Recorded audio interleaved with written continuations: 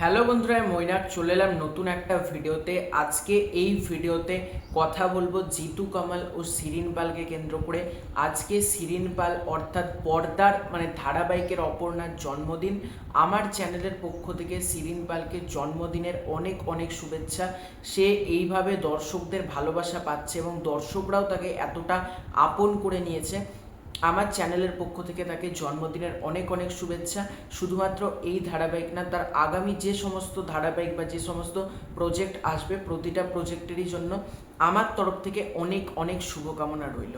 আজকের এই ভিডিওতে কথা বলবো জিতু কামালের একটা পোস্ট এবং জিতু কামাল কি বললেন শিরিন পালের জন্মদিনকে কেন্দ্র করে। চলো আজকের এই ভিডিওতে এই ব্যাপারটা নিয়ে কথা বলবো। সবার ফার্স্টে তোমাদেরকে অনুরোধ করব, চ্যানেলে প্রথমবার হয়ে থাকলে চ্যানেলটাকে সাবস্ক্রাইব করে দিও। তোমাদের যদি ভিডিওটা ভালো লাগে ভিডিওতে একটা লাইক করো, কমেন্ট করো।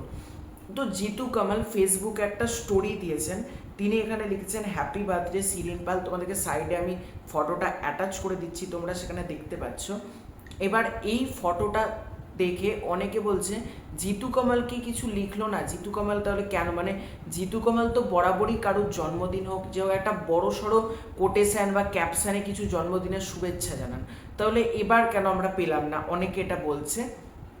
তো আমি তোমাদেরকে বলছি, দেখো জিতু কামাল রিসেন্টলি একটা ইন্টারভিউতে জানিয়েছেন তিনি আজকে তার জন্মদিন উপলক্ষে তিনি ক্যাপশনটা লেখেননি, তিনি একটা ইন্টারভিউতে জানিয়েছেন। আমি অনেক কটা পড়ছিলাম ফেসবুক পেজ থেকে, সেখানেই পুরো ব্যাপারটা আমার নজরে এলো।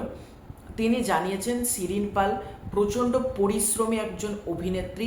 সে যেহেতু প্রচণ্ড স্ট্রাগল করেছে, সে টেলিভিশন লাইনে কিন্তু হুট করে কাজ পেয়ে যায়নি। অনেকে ভাবছে হুট করে কাজ পেয়ে গেছে, একেবারেই সেটা না।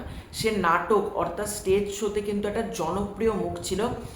নাটক বলো স্টেজ শো, সেটাতে কিন্তু সে পারফর্ম করেছে এবং তার অভিনীত নাটক স্টেজ শো সেগুলো কিন্তু প্রচণ্ড দর্শক মহলে প্রশংসিত হয়েছে। সেই কারণেই কিন্তু জি বাংলা বা জি5 বা SVF যারা যারা এই নেটওয়ার্কের সাথে যুক্ত তারা কিন্তু শিরিন পালকে কাস্ট করেছিল এবং শিরিন পাল সে খুব ভালো পারফরমেন্স করার জন্য সে কিন্তু অ্যাপ্রুভড হয়ে গিয়েছে, অডিশন দিয়েছে, সেটাতে কিন্তু সে চান্স পেয়ে গিয়েছে।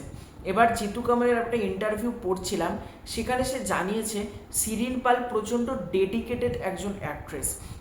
যেহেতু সে নিউ কমান্ড, তার কিন্তু খুব পরিশ্রম করে সে কিন্তু এবং জিতু কামালের আমি সেই ইন্টারভিউটাতে আরও পড়ছিলাম, ফেসবুক পেজ থেকে একটা এসছে, অনেকগুলো ফেসবুক পেজে তোমরা পেয়ে যাবে, আমি তোমাকে ছোট করে বলছি পুরো ব্যাপারটা। সেখানে কিন্তু জিতু কামাল কিন্তু এটাও জানিয়েছেন তিনি যেরকম পরিশ্রমী অভিনেত্রী, ঠিক একইভাবে প্রচণ্ড মজার এবং বিহাইন্ড দ্য সিনের কিছু ফটো ফুটেজ তো প্রায়শই আমাদের সামনে আসে, সেটা দেখেও আমরা প্রত্যেকে জানি। তিনি কিন্তু এটাও জানান যে এতটা সে ভালো মানুষ এবং তার সাথে শ্যুটিংয়ের ফাঁকেও যখন আড্ডা হয়, আলোচনা হয়, ভীষণ মিষ্টি এবং ভীষণ ভালো একটা মেয়ে সে কিন্তু জানান জিতু কামাল।